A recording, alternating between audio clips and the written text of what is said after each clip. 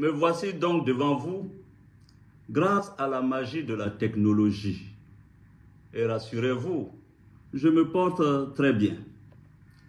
Vous l'avez appris, M. Ouattara a tenté de m'arrêter à l'aéroport d'Istanbul et de m'extrader par la procédure d'urgence en Côte d'Ivoire le 3 novembre dernier.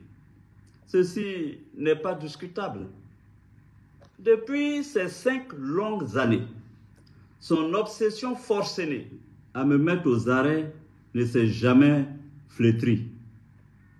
Pis, elle s'est aggravée. Après m'avoir fait condamner par une justice émasculée aux ordres, successivement à 20 ans et à perpétuité, il a entrepris de déclencher contre moi une féroce chasse internationale à l'homme en dépit des décisions de la Cour africaine des droits de l'homme et des peuples qui a annulé toutes les poursuites contre ma personne parce que, vous le savez bien, elles étaient politiquement motivées. Sachez-le, dans cette affaire, il ne s'est jamais agi de justice, mais plutôt de perfidie. En effet, déjà dans le courant de l'année 2020, précisément au mois de novembre, il a exigé de la France où je résidais mon arrestation et mon extradition. Paris, comme vous le savez, a décidé de m'interdire son territoire. Du 14 au 18 février 2022, Alassane Ouattara a effectué une visite officielle en Belgique avec, parmi ses priorités, l'obtention de mon arrestation. Il a expressément exigé que le visa Schengen que je détenais ne soit pas renouvelé. Il a insisté auprès du gouvernement belge pour que ce pays ne me délivre aucun document administratif qui m'aurait permis d'y résider légalement. Ceci aussi est incontestable. Ceci m'a contraint à emprunter une autre destination pour mon exil.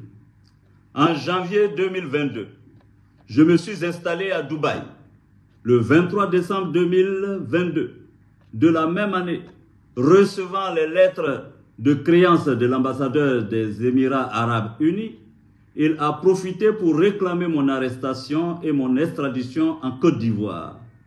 Ceci ne se discute pas non plus.